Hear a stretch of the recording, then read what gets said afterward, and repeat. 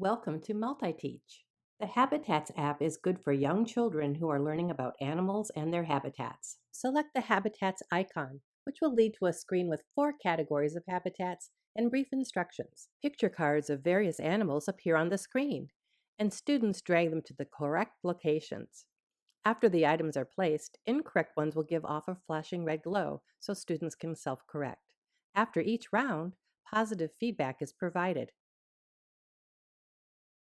Here's a look at how the Habitat app can be used with lessons from the MultiTeach Lessons community.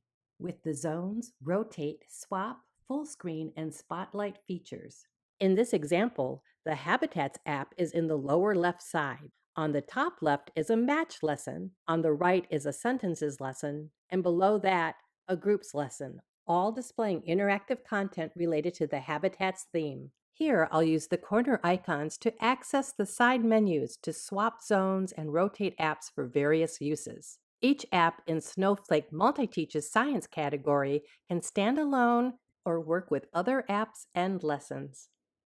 From the side menu, select Full Screen to open a zone and Exit Full Screen to return to the original setup.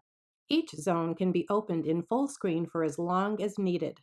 These lessons and many others are free and can be found on the MultiTeach Lessons community.